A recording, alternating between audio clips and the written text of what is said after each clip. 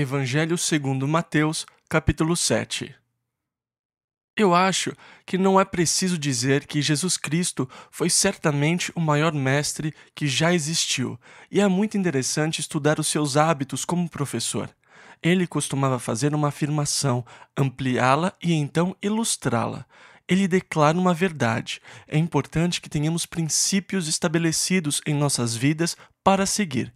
Nós precisamos saber por que nós vivemos de acordo com esses princípios, e isso se estende através de ilustrações. E assim, ele segue consistentemente esse método no Sermão da Montanha, declarando um princípio e então o amplificando por meio de ilustrações.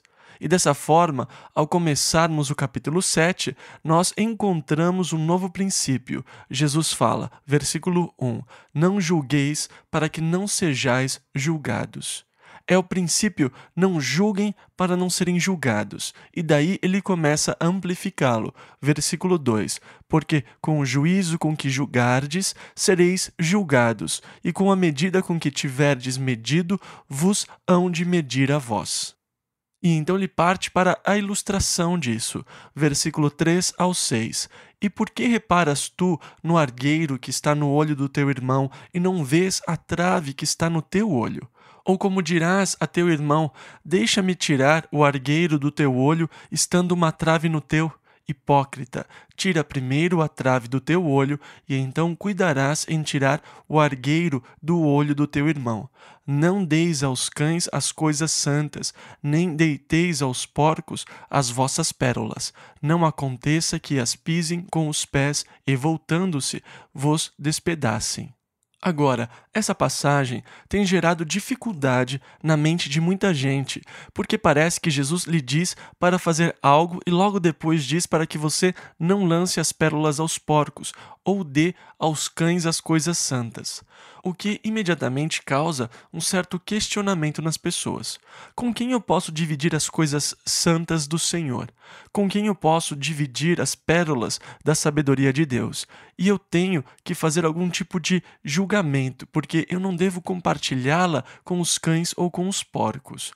Jesus está basicamente dizendo que não devemos condenar, mas temos que distinguir as pessoas. Condenação é algo que pertence a Deus. Ele é o último juiz. Não cabe a mim dizer que aquele irmão está condenado ou que está perdido.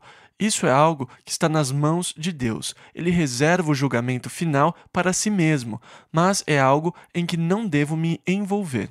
O apóstolo Paulo, escrevendo aos Romanos, fala sobre as coisas que as pessoas fazem no mundo. Ele fala sobre como o mundo se tornou horrível. As pessoas são violentas, descontroladas, blasfemadoras, adúlteras. Elas faziam todas essas coisas horríveis que as pessoas praticam no mundo hoje. E ele disse, lá em Romanos 2, versículo 1, portanto, és inexcusável quando julgas, ó homem, quem quer que sejas, porque te condenas a ti mesmo naquilo em que julgas a outro, pois tu que julgas fazes o mesmo. Você é inexcusável quando julga os outros. Agora, se eu olhar para algo que alguém esteja fazendo e disser, isso é terrível, isso é errado, ou isso é mal, eu estou reconhecendo o fato de que eu sei que aquilo é mal e errado, mas se eu estiver praticando as mesmas coisas, apenas um pouco diferente, eu realmente estou me condenando por meio daquilo que eu reconheço ser errado. E eu posso até estar em pior situação do que a pessoa que está praticando essas coisas. O meu julgamento mostra que eu conheço mais e mesmo assim estou fazendo a mesma coisa. Pode ser uma situação um pouco diferente, num lugar diferente, com pessoas diferentes. E muitas vezes, as coisas que eu rapidamente estou pronto a julgar são as mesmas que eu pratico e pelas quais sou culpado. Você se lembra quando Natã falou a Davi sobre um homem que havia no seu reino? De um homem que era rico e que tinha tudo o que desejava. Ele tinha servos e empregadas e tudo mais o que ele queria, tudo mais que ele desejasse. Ele possuía grandes rebanhos, e ele tinha um vizinho muito pobre, e tudo o que ele tinha era uma pequena ovelha, a qual ele amava muito. Ele dormia com ela, comia com ela, ela vivia dentro da casa com ele. Ela era tudo o que ele tinha. E esse homem rico recebeu visita e mandou que os seus servos fossem até o vizinho e, à força, tomasse a ovelha e a matasse para fazer um churrasco para os seus convidados. Davi ficou muito bravo. Ele julgou a esse homem e disse a Natã: com certeza esse homem deve morrer. E Natã disse: Davi, esse homem é você. Então, mude a situação um pouco agora. Aqui temos Davi com todas as suas esposas, reinando como rei de Israel, e o seu vizinho era Urias. E Davi tomou a esposa dele e o mandou matar. E ao ouvir a mesma história contada pelo profeta Natã, apenas numa situação um pouco diferente, Davi imediatamente julgou esse homem e o condenou à morte. E quando a situação muda um pouco, Davi então vê a si mesmo. Davi, você é esse homem. As circunstâncias eram um pouco diferentes, mas Davi era o mesmo homem. E isso é uma verdade em nós. Nós, frequentemente, estamos prontos a condenar alguém por fazer basicamente as mesmas coisas das quais também somos culpados. Se você mudar um pouco o contexto, se olhar por um outro ângulo, essa mesma pessoa sou eu. Para mim, é sempre uma surpresa e interessante como os nossos pecados parecem horríveis quando cometidos por outra pessoa. Eles não se parecem tão ruins quando eu mesmo os pratico. Eu meio que enxergo a mim mesmo através de lentes cor-de-rosa, que me deixam sempre muito bem. E eu posso lhe explicar exatamente o porquê de eu ter feito aquilo. Mas aquela pessoa, ela é terrível. E é geralmente as nossas próprias falhas que desprezamos tanto nos outros. Nós os tratamos de forma super dura. Mas o Senhor está apenas dizendo: não julguem para não serem julgados. Eu não devo condenar. Esse não é o meu lugar, mas o de Deus. Porque com o juízo com que julgardes, sereis julgados. Com a mesma medida que eu julgar as pessoas, eu também serei julgado. Eu estou, na verdade, estabelecendo um padrão de julgamento quando eu julgo os outros. Eu estou estabelecendo o padrão para o meu próprio julgamento. Quando eu meço alguém, essa mesma medida será usada contra mim. Com a medida com que tiverdes medido, vos hão de medir a vós. Os padrões que você estabelece são os padrões que serão requeridos. Portanto, o melhor a fazer é não se envolver com isso. Deixe isso nas mãos de Deus. E então o Senhor meio que mostra como é absurda a minha ideia de tentar corrigir as falhas do meu irmão. Eu digo: você viu o cisco no olho dele? Olhe para isso. E o Senhor diz: você parece ser capaz de ver o cisco no olho do seu irmão, mas não percebe que você tem um enorme no seu olho? Você tem uma trave no seu próprio olho. Agora, Jesus disse: tire primeiro a trave do seu olho e então você verá claramente para tirar o cisco do olho do seu irmão. Em outras palavras, quem sou eu para julgar alguém pelas coisas que ela está fazendo de errado, quando há tantas falhas na minha própria vida? Há tantas coisas erradas comigo. Agora, se eu sou culpado por julgar os outros, então as pessoas vão começar a procurar pelas minhas falhas. E essa é a natureza humana. Se você é esse tipo de pessoa que está constantemente condenando e julgando outras pessoas, então elas o observarão bem de perto, procurando as falhas que há em você, porque elas vão tentar se levantar de novo às custas da sua queda. E assim, esse é o princípio: não julgue para não ser julgado. Entretanto, o Senhor nos deu a razão e discernimento, e Ele não espera que nós simplesmente calemos a boca.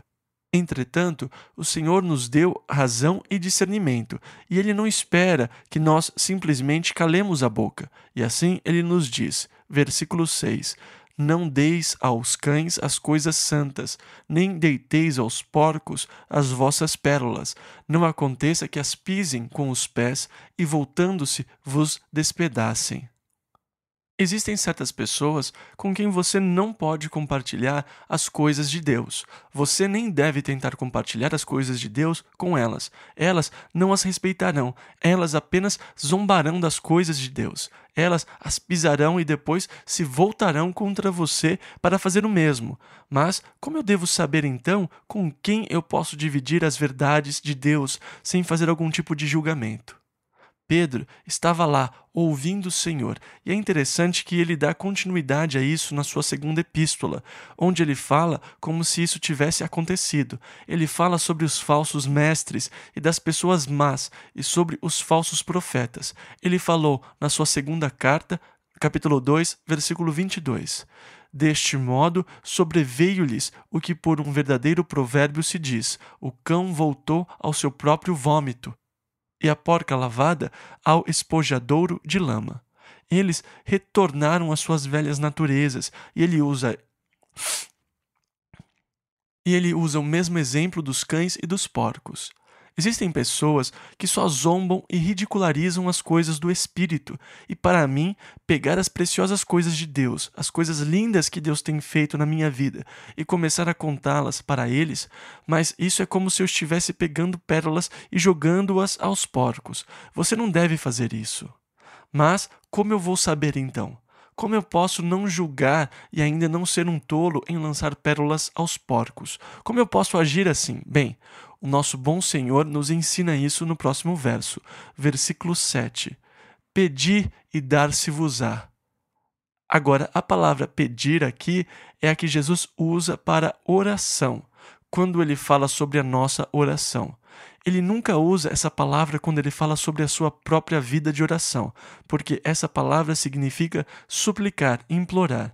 Quando ele falava sobre a sua própria vida de oração, ele dizia que rogaria ao Pai, ao passo que quando ele fala da nossa, ele fala em suplicar e implorar a Deus. Ele podia rogar ao Pai, solicitar ao Pai, porque quando ele ora, ele está em pé de igualdade com Deus. Mas quando nós oramos, nós somos de certa forma como mendigos, porque realmente não temos nada para oferecer a Deus, a não ser pedir e dar-se-vos-á. Tiago disse no capítulo 4, versículo 3, pedis e não recebeis, porque pedis mal, para o gastardes em vossos deleites. E agora, versículo 7. Buscai, é um pouco mais forte, e encontrareis, batei e abrir-se-vos-á. Agora, essas palavras em grego, orar, buscar e bater, estão no presente contínuo, que traduzidas para o português seria continue orando, continue buscando, continue batendo. Não apenas uma única e completa ação, mas uma ação contínua, uma vida de oração contínua, pedindo, buscando, batendo. Agora, se pedirmos, nos será dado. Se buscarmos, nós encontraremos. Se batermos, a porta será aberta. Versículo 8.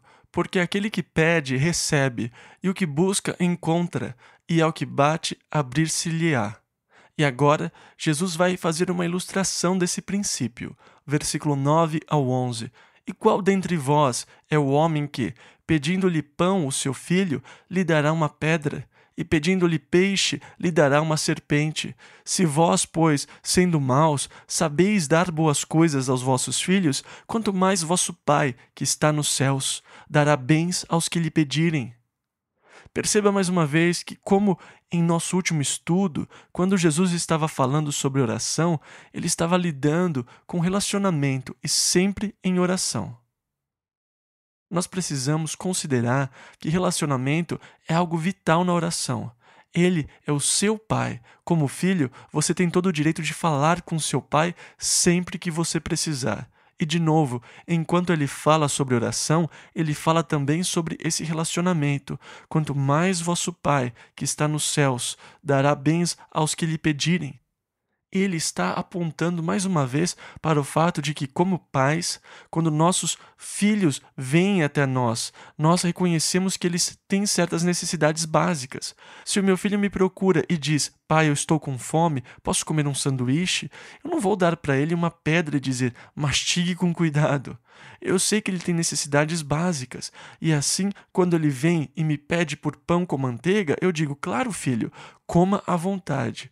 E meu filho diz, podemos comer peixe na janta? Posso comer um sanduíche de atum? Se ele pedir por peixe, você lhe dará uma serpente? Não, só de pensar nisso já é condenável. É claro que não. Se eles pedem pão, nós lhes daremos pão. Se eles pedem atum, nós lhes daremos atum. Agora, se eu, mesmo sendo mau, ou seja, no nível mais baixo de humanidade, com todas as minhas falhas e fracassos, não seria tão cruel e desumano com os meus filhos, dando a eles uma pedra no lugar de pão, ou dando a eles uma serpente no lugar de peixe? Se você não faria isso, quanto mais o Pai que está nos céus. Se vós, pois, sendo maus, sabeis dar boas coisas aos vossos filhos, quanto mais vosso Pai. O argumento aqui está do menor para o maior. Versículo 11. Quanto mais vosso Pai, que está nos céus, dará bens aos que lhe pedirem. Agora, no Evangelho de Lucas, ao registrar essa passagem, ele diz: quanto mais dará o Pai Celestial o Espírito Santo àqueles que lhe o pedirem. É interessante ver que existem algumas pessoas que querem espalhar a ideia de um Deus bicho-papão, no que diz respeito a uma pessoa poder se aproximar e buscá-lo para que ele realize a obra dentro da vida dessa pessoa.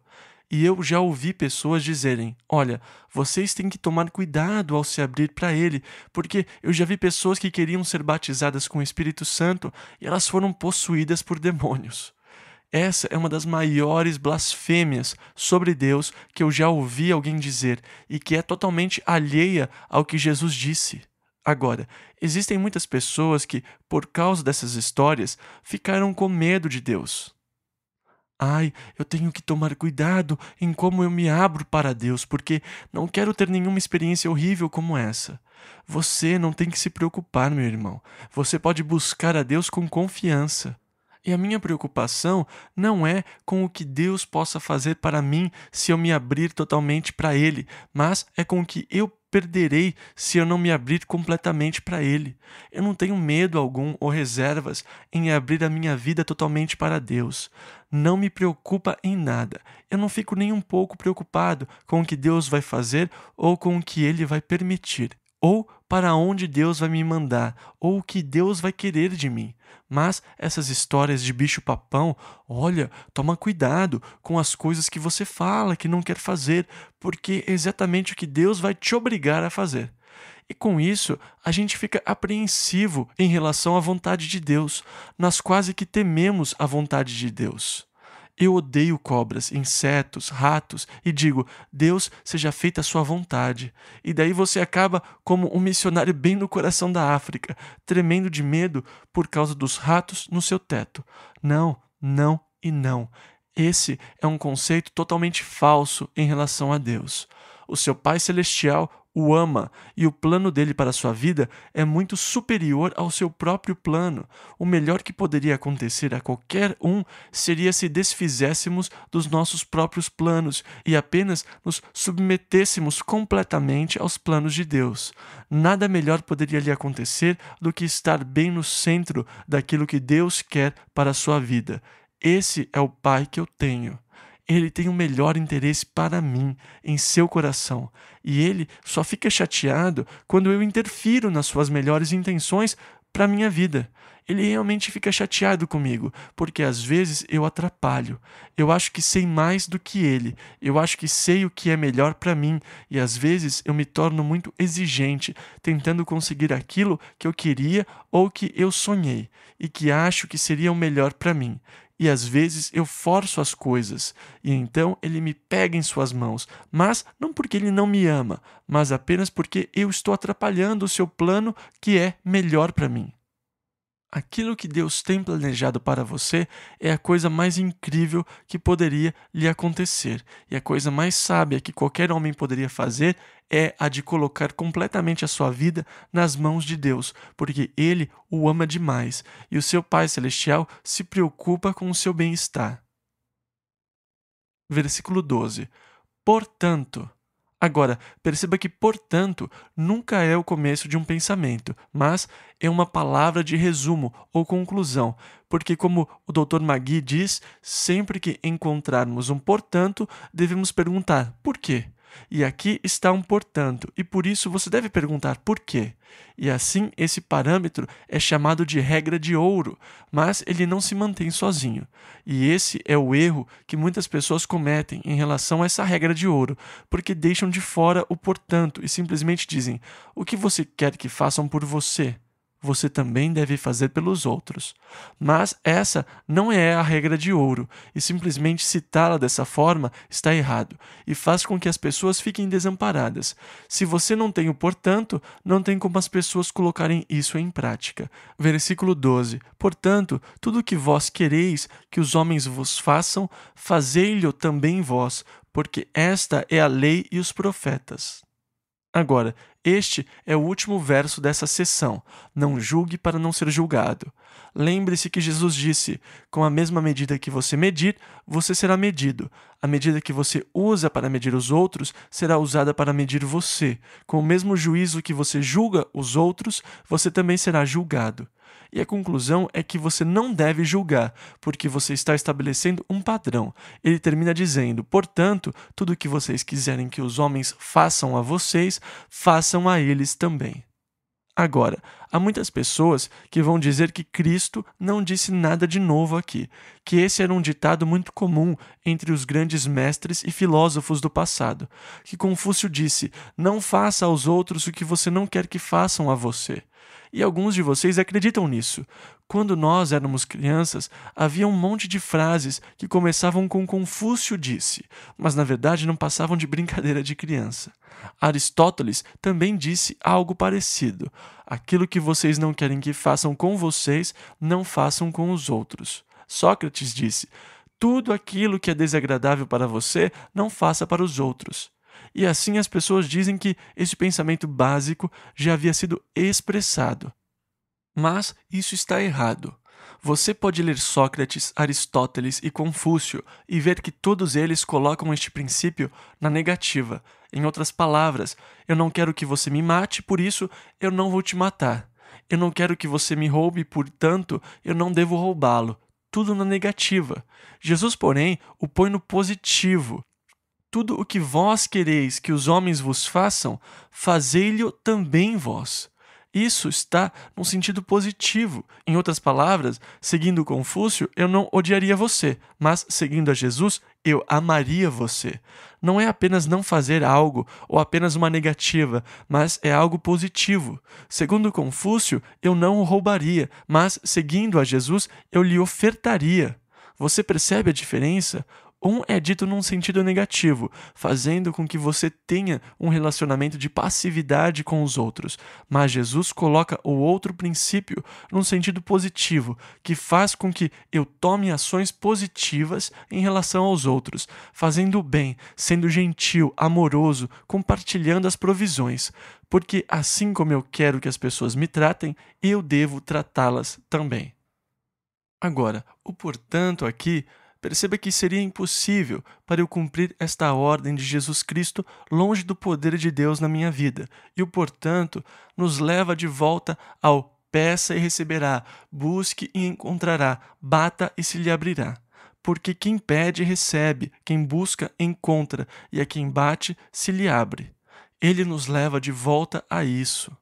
Eu não consigo fazer isso sozinho. Eu não tenho a capacidade ou poder para fazer isso sozinho. Portanto, eu devo pedir a Deus que trabalhe na minha vida através do seu Santo Espírito. Eu devo buscar o poder do amor de Deus, porque longe disso eu não posso cumprir os seus requerimentos, que são feitos aqui no Sermão da Montanha. Agora, Jesus começa a fazer aplicações sobre a mensagem. Ele já falou sobre os princípios, já ampliou os princípios, ilustrou os princípios e agora, finalmente, como sempre deve ser, há a exortação para agirmos de acordo com o que aprendemos. E desta forma, Jesus começa a exortar, primeiro com advertências e depois com declarações positivas. Versículos 13 e 14. Entrai pela porta estreita, porque larga é a porta e espaçoso o caminho que conduz à perdição, e muitos são os que entram por ela. E porque estreita é a porta e apertado o caminho que leva à vida, e poucos há que a encontrem. E assim, Jesus, em primeiro lugar, nos diz: tomem cuidado, porque a porta é estreita e apertado é o caminho. é preciso compromisso, é preciso consagração, e isso é verdade em qualquer tentativa de se vencer, e à luz bíblica, você não tem êxito em nada se não entrar pela porta estreita e pelo caminho apertado. Você tem que se comprometer, você tem que se consagrar à sua causa. E isso não é apenas exclusivo em relação ao caminho cristão. Isso também se aplica ao sucesso na vida, em qualquer tentativa, especialmente no empenho cristão. É uma porta estreita com um caminho apertado que necessita comprometimento e consagração para vencer. Agora, ao lermos isso, entrai pela porta estreita, nos lembramos de João 14, quando Tomé disse: Senhor, nós não sabemos para onde vais, e como podemos saber o caminho? E Jesus respondeu: Eu sou o caminho, e a verdade e a vida, ninguém vem ao Pai senão por mim. Perceba que ele primeiro fala sobre a porta estreita, o caminho, e depois ele diz para terem cuidado com os falsos profetas. Eu sou a verdade. E aqui ele estava falando sobre entrar na vida pela porta que leva à vida. Eu sou o caminho, a verdade e a vida. Entrem pela porta estreita. Há pessoas que me acusam constantemente de ser muito limitado. Vocês já perceberam a grande ênfase de hoje em ser amplo? Existem tantas pessoas que gostariam de tornar o caminho tão largo que, no final, todo mundo estaria caminhando por ele. No final, todos os caminhos levariam a Deus. No final, todo mundo se daria bem. E essas pessoas gostam de fazer o caminho tão largo que inclui toda a humanidade, apenas para expressarem algum tipo de fervor religioso em suas vidas. Porque é claro que se você for religioso, o Senhor o aceitará.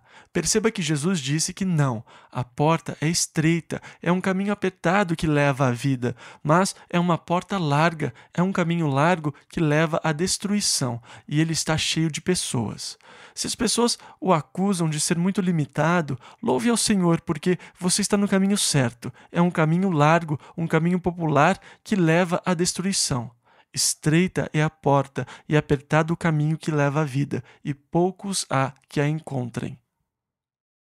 Agora, na sequência, há um aviso sobre falsos profetas. Versículo 15. Acautelai-vos, porém, dos falsos profetas, que vêm até vós vestidos como ovelhas, mas interiormente são lobos devoradores. E há muitos avisos na Bíblia sobre falsos profetas, e mais uma vez, isso requer um julgamento da minha parte. Mas, se eu devo tomar cuidado com os falsos profetas, eu tenho que julgá-los. Quando eu vejo alguém ou ouço alguém que não está certo, eu devo ser capaz de julgar. Olha, essa pessoa, esse homem, é um falso profeta, eu tenho que tomar cuidado com ele. Agora, há uma grande dificuldade com esse aviso de se tomar cuidado com os falsos profetas, porque eles não se parecem com lobos. Eles não vêm com plaquinhas dizendo, eu sou um falso profeta, mas eles estão vestidos de ovelha, eles estão disfarçados para se parecerem com ovelhas, e eu tenho que tomar cuidado com os falsos profetas. Agora, como eu posso reconhecer um falso profeta? Jesus disse, eu sou o caminho, a verdade e a vida, e ninguém vai ao Pai a não ser por mim.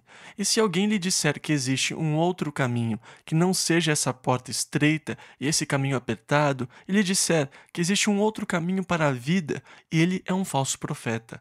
Você percebe o contexto no qual esse aviso foi dado? E hoje existem tantas pessoas que estão tentando dizer que se você apenas tiver bons pensamentos, apenas viver uma vida positiva, você na verdade está fazendo tudo o que Deus pede, de forma alguma. E por isso Jesus nos diz para ficarmos atentos aos falsos profetas, porque virão vestidos como ovelhas. Agora, me permita dizer também um dos perigos dos falsos profetas, que é o fato deles falarem a verdade na maioria das vezes. Se um falso profeta dissesse somente coisas ridículas e absurdas, então não haveria perigo nenhum. Na primeira vez que ele falasse, na primeira frase que dissesse, seria tão ridículo que diriam, olha, esse camarada é pirado, ele é um falso profeta. Só que eles geralmente se aproximam com a verdade. Eles têm todas as marcas e características características de um profeta de verdade, e muito do que dizem é verdade. Muito do que os testemunhas de Jeová dizem é verdade. Muito do que Joseph Smith disse era verdade, e por isso você nem sempre consegue identificar imediatamente um homem como falso profeta, porque ele frequentemente está liderando as pessoas com a verdade e as está atraindo pela verdade. Mas quando se chega no principal, quando se chega na verdade básica, que lida com a sua salvação eterna, ele o está conduzindo à porta estreita pelo caminho apertado? Ele o está conduzindo a uma dependência e confiança em Jesus Cristo e somente Cristo? Ou ele o está levando a acreditar num sistema religioso? Ele o está fazendo acreditar em rituais religiosos? Ele o está fazendo confiar numa igreja? E se alguém tentar fazer com que você confie em qualquer outra coisa que não seja Jesus Cristo e uma total dependência de Jesus Cristo para a sua vida eterna, esse homem é um falso profeta. Mas muitas vezes você tem que ouvir um bocado antes de eles começarem a conduzi-lo por um labirinto de enganos, ao mesmo tempo em que falam uma porção de verdades. Mas o problema está quando eles apontam o caminho. Para qual caminho eles estão apontando e lhe conduzindo para a sua vida eterna? O falso profeta também busca tosquiar as ovelhas, ao invés de alimentá-las. E assim, ao você se juntar ao programa, você verá que eles começarão a enfatizar mais e mais a necessidade de você ofertar para apoiar o programa deles. Agora, Pedro, ao avisar sobre os falsos profetas, e essa é uma marca deles, fala sobre a sua ênfase em dinheiro. Mais cedo ou mais tarde, eles vão falar no assunto e vão começar a dar ênfase ao aspecto financeiro. E assim, em 2 Pedro, capítulo 2, ao avisar sobre os falsos profetas, ele diz: "E também houve entre o povo falsos profetas, como entre vós haverá também falsos doutores, que introduzirão encobertamente heresias de perdição e negarão o Senhor." Você percebe que a última coisa é a negação de Jesus Cristo como o único caminho para a salvação. Eles negam o Senhor que os resgatou, trazendo sobre si mesmos repentina perdição, e muitos seguirão as suas dissoluções, pelos quais será blasfemado o caminho da verdade. Lemos isso em 2 Pedro 2, versículos 1 e 2. E perceba o que o texto diz agora, no versículo 3: "E por avareza farão de vós negócio com palavras fingidas." Eles farão você vender revistas na esquina, ou de porta em porta, ou vender flores ou amendoins no estacionamento. E no final farão negócios de você, tentarão lucrar às suas custas, porque lá no fundo é isso que interessa. Eles são avarentos, estão atrás de dinheiro e lhe pegarão em esquemas para ganhar dinheiro e lhe farão se sentir culpado e desonesto se você não der tudo o que tem. E eles vão colocar potes e pedirão para ofertarem as suas joias. Eles querem fazer negócios de vocês. E assim, tome cuidado com a ênfase que uma pessoa dá a dinheiro. Porque, número 1, Deus não está quebrado e nem curvado. Deus não depende do apoio financeiro do homem para realizar os seus planos. Deus é perfeitamente capaz de prover para os seus planos. E Deus não põe pressão sobre as pessoas para ofertarem, porque Ele não quer que as pessoas ofertem sob pressão. E se alguém o está pressionando para ofertar a Deus, ele está, na verdade, lhe motivando de maneira errada. Porque Paulo disse que nós nunca devemos ofertar sob pressão, por constrangimento ou pressão. E por isso, tome cuidado com a ênfase que eles dão para o dinheiro, para as grandes arrecadações, para os grandes programas financeiros. Versículo 15 ao 20. Acautelai-vos, porém, dos falsos profetas, que vêm até vós vestidos como ovelhas, mas interiormente eles querem devorar vocês, são lobos devoradores. Por seus frutos os conhecereis. Porventura, colhem-se uvas dos espinheiros, ou figos dos abrolhos? Assim, toda árvore boa produz bons frutos, e toda árvore má produz frutos maus. Não pode a árvore boa dar maus frutos, nem a árvore má dar frutos bons. Toda árvore que não dá bom fruto, corta-se e lança-se no fogo. Portanto, pelos seus frutos os conhecereis. Agora, não pelo fruto do que dizem, porque muito do que dizem é verdade, e se as pessoas seguirem a verdade, bons frutos podem vir da verdade. Mas vocês devem olhar para suas próprias vidas, julguem o fruto das suas vidas, vocês os conhecerão pelos seus frutos. E tendo nos avisado sobre os falsos doutores ou professores, ele também nos alerta sobre as falsas declarações de fé. Jesus disse, versículo 21, nem todo o que me diz Senhor, Senhor entrará no reino dos céus, mas aquele que faz a vontade de meu Pai que está nos céus. Agora, primeiro de tudo, ninguém entrará no reino dos céus se não disser Senhor, Senhor. Paulo disse que confessar a Jesus como Senhor é essencial para a salvação. Lemos em Romanos 10, 9. Se com a tua boca confessares ao Senhor Jesus e em teu coração creres que Deus o ressuscitou dentre os mortos, serás salvo. A confissão de que Jesus é o Senhor é algo essencial para a salvação. Mas Jesus está dizendo, nem todo que me diz Senhor, Senhor entrará no reino dos céus. Embora essa seja uma exigência para se entrar, haverá aqueles que dizem Senhor, Senhor, que não entrarão. Jesus, numa outra ocasião, disse, por que vocês me chamam Senhor, Senhor e não fazem o que eu digo? O nosso problema é que pensamos no termo Senhor como um nome, e assim dizemos o Senhor Jesus Cristo. Nós pensamos em Senhor como sendo o seu primeiro nome, Jesus o seu nome do meio e Cristo o seu sobrenome. Ele é o Senhor Jesus Cristo. Mas, na verdade, quando eu digo Senhor, deveria haver uma vírgula depois, porque Senhor não é o seu nome, é o seu título. O título que significa o meu relacionamento com Ele. Ele é o meu Senhor. Eu sou o seu escravo, eu sou o seu servo. Ele é o meu Senhor. Como o meu Senhor, Ele tem o direito de controlar a minha vida. Quando Ele me pede para fazer algo, não cabe a mim perguntar por quê. Cabe a mim apenas obedecer. Eu sou o seu servo. Ele é o Senhor, e é isso que o título está indicando. E foi por isso que Jesus apontou para as inconsistências. Por que vocês me chamam Senhor, Senhor e não fazem o que eu digo? Isso é inconsistente. E se você o chama de Senhor, mas o está desobedecendo, você está se rebelando contra as suas ordens. Você se torna parte dessa inconsistência. E por isso, nem todo o que disser Senhor, Senhor entrará no reino dos céus. Ele está afirmando que apenas dizer a coisa certa não é suficiente. E há muitas pessoas dizendo a coisa certa. João aponta para as coisas que as pessoas dizem, as coisas certas a se dizer. Ele falou em 1 João 1,6: se dissermos que temos comunhão com Ele e andarmos em trevas, mentimos e não praticamos a verdade.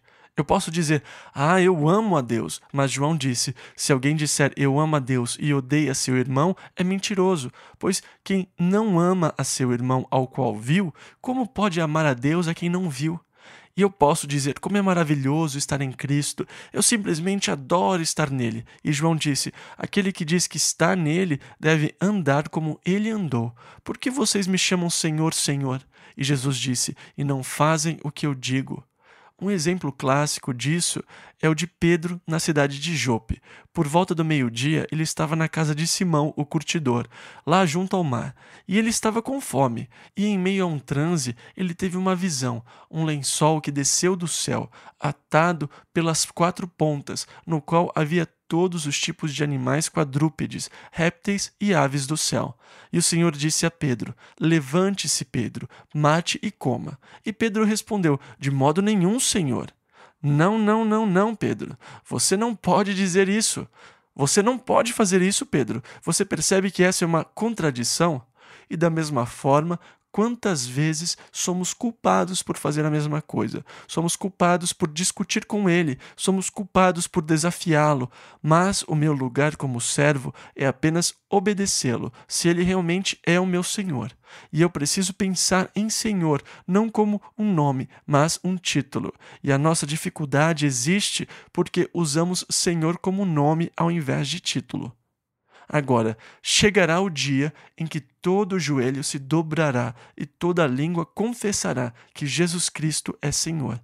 As pessoas podem não querer confessar isso, elas podem não querer se submeter ao seu senhorio, elas podem se rebelar contra o senhorio de Cristo em suas vidas, mas se aproxima o dia em que todo joelho e toda língua confessará que Jesus Cristo é o Senhor para a glória do Deus Pai. Mas, embora elas confessem, isso não quer dizer que elas entrarão no reino dos céus, porque nem todos que dizem Senhor, Senhor entrarão no reino dos céus. É mais do que aquilo que eu digo, é mais do que ter a linguagem espiritual correta, é mais do que usar terminologias. Jesus falou: nem todos que dizem Senhor, Senhor entrarão no reino dos céus, mas aquele que faz a vontade do meu Pai que está nos céus. Agora, é para a glória de Deus que nós dizemos Senhor, Senhor, e é a vontade de Deus que falemos Senhor, Senhor. Mas também é a vontade de Deus que nós estejamos fazendo as outras coisas que Deus nos mandou fazer. E em obediência a Jesus Cristo, nós então estamos provando o seu senhorio em nossas vidas. Mas se eu não o obedeço, se eu não sigo as suas ordens, então eu posso dizer Senhor, Senhor o dia todo e eu apenas estarei usando o nome do Senhor em vão, porque eu não me submeto ao seu senhorio. E assim Jesus disse, versículo 22, muitos me dirão naquele dia, Senhor, Senhor, não profetizamos nós em teu nome, não pregamos, e em teu nome não expulsamos demônios, e em teu nome não fizemos muitas maravilhas? E perceba o que Jesus disse, nem todos que dizem Senhor, Senhor, mas aquele que faz a vontade do Pai. E o que essas pessoas estão dizendo para ele? Senhor, Senhor, na verdade elas estão lhe dizendo as coisas que fizeram. Senhor, Senhor, nós não pregamos em seu nome? Ele não nos disse para pregarmos em seu nome? Sim, ide a todo mundo e pregai o evangelho a toda criatura. Quem crer nele e for batizado será salvo. Esses sinais o seguirão. E assim essas pessoas estão dizendo, Senhor, nós não pregamos em seu nome? Senhor, não expulsamos demônios em seu nome? Senhor, nós não realizamos maravilhas? E assim Jesus disse, mas aquele que faz a vontade do Pai. E essas pessoas estão dizendo ao Senhor tudo o que fizeram. E mesmo para essas pessoas, Jesus dirá, versículo 23, e então lhes direi abertamente, nunca vos conheci, apartai-vos de mim, vós que praticais a iniquidade. O que Jesus está dizendo é que elas nunca tiveram um verdadeiro relacionamento de senhor e servo com ele. Vocês dizem Senhor, Senhor, mas vocês não foram obedientes a mim, não seguiram as minhas ordens. Vocês fizeram o que queriam fazer. Sim, vocês usaram meu nome para pregar, mas para a sua própria glória, para realizar as suas próprias necessidades. Sim, vocês realizaram maravilhas, mas de maneira a chamar atenção e glórias para vocês mesmos. Lembre-se do princípio que Jesus declarou no capítulo 6, verso 1. Tenham cuidado para não praticarem as suas obras de justiça diante dos outros, para serem vistos por eles, porque vocês não terão nenhuma recompensa do Pai Celestial. Senhor, Senhor, nós não operamos maravilhas? Sim, mas pelos motivos errados. Agora, a Bíblia diz que um dia todos nós ficaremos diante de Cristo e seremos julgados pelas coisas que fizemos enquanto habitávamos os nossos corpos. E as nossas obras naquele momento serão provadas pelo fogo, e muitas das obras que fizemos supostamente para o Senhor, as veremos simplesmente se transformar em fumaça, como madeira, feno e restolho. As obras serão julgadas de acordo com seu tipo, de acordo com as suas motivações. Por que eu a fiz? Eu a fiz para a minha glória? Eu estava buscando chamar atenção para mim mesmo? Eu estava buscando glória para o meu nome ou para o nome de Deus? E nós também seremos recompensados por todas as obras que permanecerem depois de serem testadas pelo fogo. Mas aqui as pessoas estão dizendo, Senhor, Senhor, nós fizemos todas essas obras maravilhosas em seu nome. E ele dirá, nunca vos conheci, apartai-vos de mim, vós que praticais a iniquidade. E assim, é importante que nós nos examinemos à luz dessas coisas que Jesus nos diz. Há uma porta estreita e um caminho apertado, e poucos são os que a encontram. Que Deus me ajude. Eu não quero correr em vão. Seria terrível correr por toda a sua vida e descobrir que você estava correndo pelo caminho errado. Você passou a sua vida inteira no caminho errado. Eu estava conversando com um Mormon um dia e eu perguntei sobre a vida eterna. Ele disse: eu não sei se eu a terei ou não até morrer. E eu disse: não será um pouco tarde para descobrir isso? Porque João falou em 1 João 5,13: estas coisas vos escrevi a vós, os que credes no nome do Filho de Deus, para que saibais que tendes a vida eterna. Você não tem que esperar até morrer para descobrir, porque então seria tarde demais. É melhor você olhar para o caminho agora. É melhor você examinar a porta pela qual você está entrando.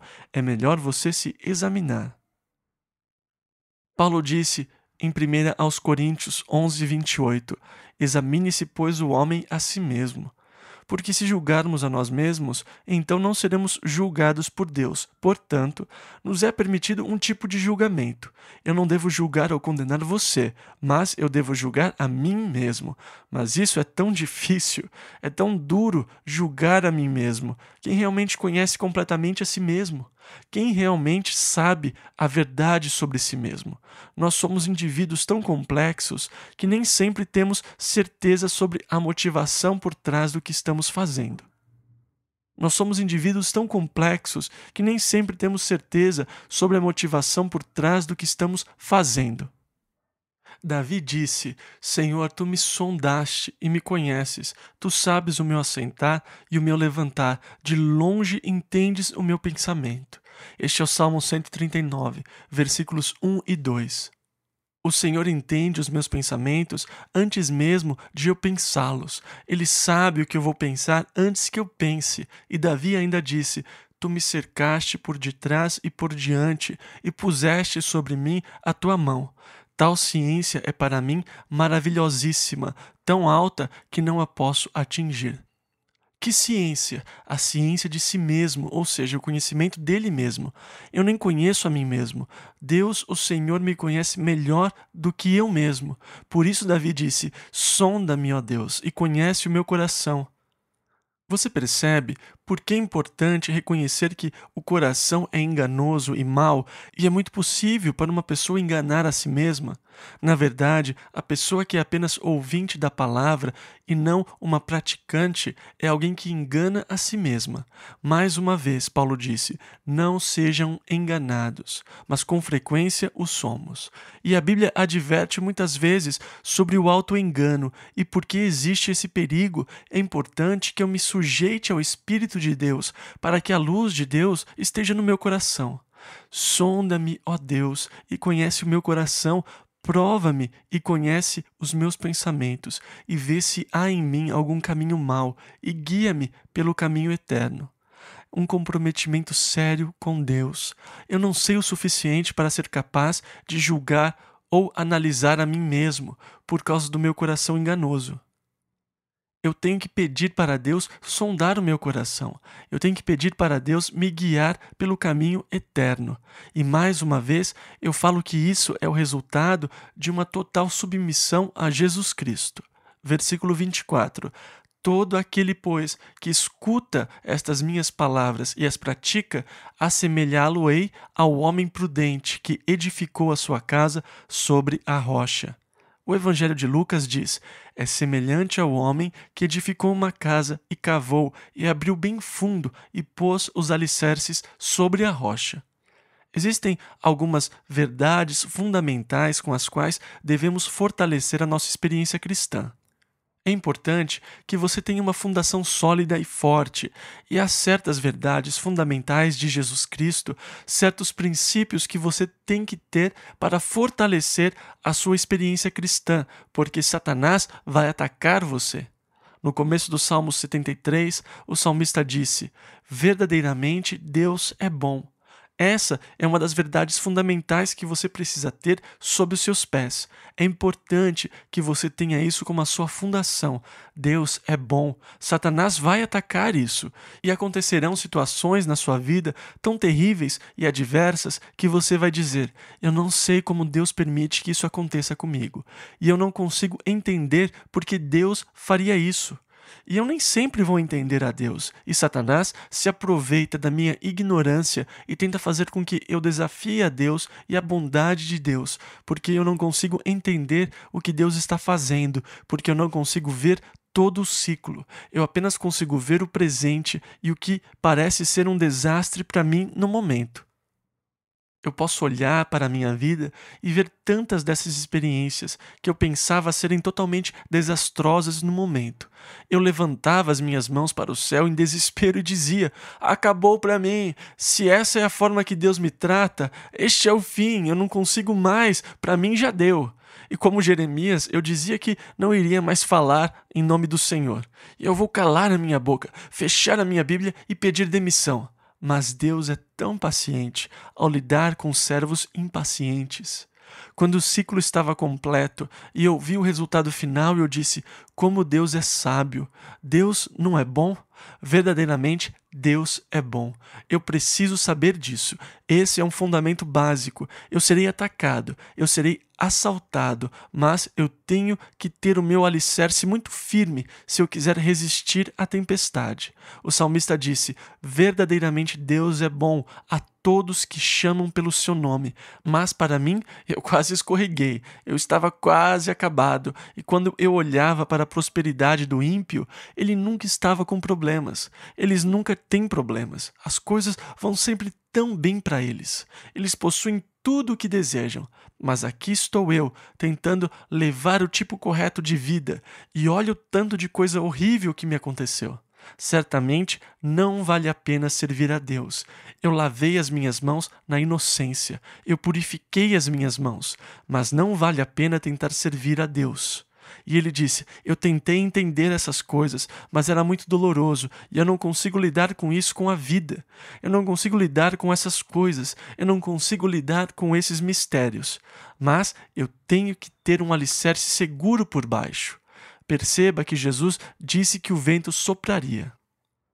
Versículo 25: e desceu a chuva, e correram rios. Não importa quem você é, seja o sábio ou o tolo, nós todos seremos expostos a esses elementos. Todos nós seremos expostos a problemas, todos nós somos expostos a dores, todos somos expostos a dificuldades. Ser filho de Deus não me dá um tipo de imunidade contra problemas ou dificuldades, ou contra provações. Lembre-se, em 1 Pedro 4,12 está escrito: amados, não estranheis a ardente prova que vem sobre vós para vos tentar, como se coisa estranha vos acontecesse. Vocês sabem que existem muitas coisas estranhas, e como Pedro disse, existem muitas riquezas e promessas preciosas, mas há muitas promessas feias também. Existem algumas promessas na Bíblia que eu não gosto nada delas. Como essa, por exemplo, em 2 Timóteo 3,12. Todos os que piamente querem viver em Cristo Jesus sofrerão perseguições. Como eu odeio essa promessa. Ainda bem que não colocaram essa na caixinha de promessa que eu tenho em casa. Eu odiaria pegá-la logo pela manhã. É importante que eu tenha um fundamento sólido. O homem sábio cava bastante e lança seu alicerce sobre a rocha. Paulo disse, lá em 1 Coríntios 3,11, porque ninguém pode pôr outro fundamento além do que já está posto, o qual é Jesus Cristo. A sua vida está edificada nele? Você cavou bem e colocou seu alicerce em Cristo, nas palavras de Cristo, no que Cristo diz? Versículo 24 ao 27. Todo aquele, pois, que escuta estas minhas palavras e as pratica, assemelhá-lo-ei ao homem prudente, que edificou a sua casa sobre a rocha. E desceu a chuva, e correram rios, e assopraram ventos, e combateram aquela casa, e não caiu, porque estava edificada sobre a rocha. E aquele que ouve estas minhas palavras, e não as cumpre, compará-lo-ei ao homem insensato, que edificou a sua casa sobre a areia. E desceu a chuva, e correram rios, e assopraram ventos, e combateram aquela casa, e caiu, e foi grande a sua queda. Agora, ao ler o Sermão da Montanha, eu concordo que ele está certo. O meu coração diz: ah, sim, isso é verdade, eu concordo com isso, eu concordo com a verdade. Mas, a menos que eu pratique a verdade, apenas ouvir e concordar não é suficiente. Existem muitas pessoas que acreditam na verdade, mas isso não é suficiente. É necessário agir na verdade. Existem muitas pessoas que acreditam que Jesus Cristo é o Filho de Deus e podem até dizer: Senhor, Senhor. e concordam com a verdade, mas, ao olhar para suas vidas, elas realmente não praticam a verdade. Eu leio as bem-aventuranças e digo: ah, sim, seria muito bom ter esse tipo de atitude, ser pacificador, misericordioso, ter fome e sede de justiça. Seria bom ser manso, pobre em espírito. Eu concordo com essas coisas, mas se eu saio e sou orgulhoso, arrogante, se sou desobediente, não tenho essas atitudes, então, ao concordar com essas atitudes, eu apenas estou dizendo: sim, eu sei o que é certo, mas estou apenas condenando a mim mesmo, porque estou vivendo o que é errado. É fácil para que eu fique meio sossegado, apenas com o meu conhecimento da verdade, e sentir uma falsa sensação de segurança, porque afinal, olhe para minha casa. Eu tenho um bom papel de parede, fotos lindas penduradas, e tenho um teto sobre a minha cabeça que não está com goteira. Mas uma tempestade está chegando. A chuva vai descer e os rios vão se levantar e o vento vai soprar contra a casa. E se eu apenas estiver edificado por concordar com a verdade, a minha casa vai desabar com a tempestade. E por isso nós devemos obedecer à verdade, não apenas ouvir o discurso de Jesus, mas ser praticante. Tiago 1:22. Sejam praticantes da palavra e não apenas ouvintes, enganando a si mesmos. Versículo 28. E aconteceu que, concluindo Jesus este discurso, ele chegou ao fim do Sermão da Montanha. A multidão se admirou da sua doutrina. Eu imagino por quê. Ele disse para eles: a menos que a justiça de vocês exceda a dos escribas e fariseus, vocês não entrarão no reino dos céus. Eu imagino que foi uma das coisas mais espantosas que eles já haviam ouvido, porque eles pensavam que ninguém era mais justo do que os escribas e fariseus. Esses homens praticavam a vida inteira sendo justos através da lei. E para Jesus dizer que, a menos que eles fossem mais justos do que eles, não entrariam no reino dos céus, isso deve ter sido extremamente espantoso para se ouvir. Eles estavam admirados com a sua doutrina, principalmente, versículo 29, porquanto os ensinava como tendo autoridade e não como os escribas. Quando os escribas ensinavam, eles nunca ensinavam com autoridade, mas os escribas sempre citavam o Talmud, o Mishnah ou outro rabi durante os seus ensinamentos. Até hoje, eles dizem enquanto ensinam: o rabino fulano de tal declara que essa passagem quer dizer isso. E eles estão sempre citando alguém, eles nunca falam com autoridade, estão sempre citando o que os outros acreditam.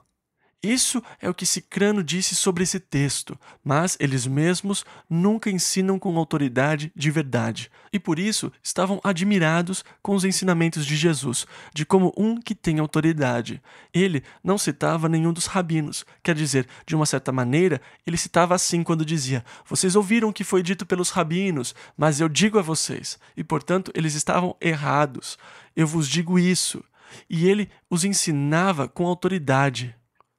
E eles nunca ouviram esse tipo de ensinamento antes dos escribas e dos rabinos. Eles não ensinavam dessa forma. Ninguém queria se responsabilizar por nada. Muito parecido com os funcionários públicos de hoje. Mas Jesus estava disposto a tomar as rédeas. Ele não os ensinava como os escribas. Ele não citava os velhos rabinos. E ele está dizendo: eu digo a vocês, na verdade vos digo. E ele estava pregando com autoridade.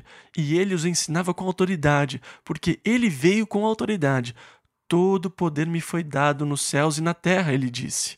E assim ele ensinava com tal autoridade.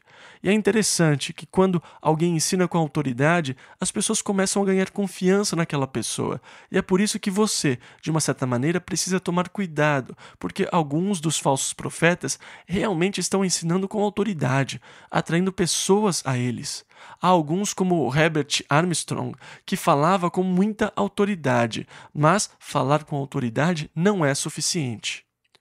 Nós devemos julgar os seus frutos e nós devemos descobrir se eles estão nos guiando pelo caminho apertado da confiança em Jesus Cristo ou se tenho que confiar em guardar o sábado e pagar dízimo em dobro e não comer carne.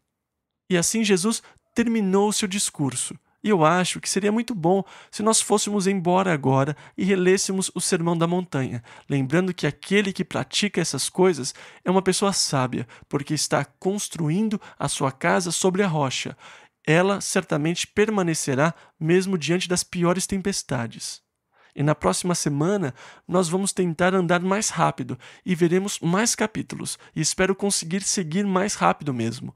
Mas na verdade, quem se importa? Eu espero que o Senhor venha antes mesmo de terminarmos o Novo Testamento.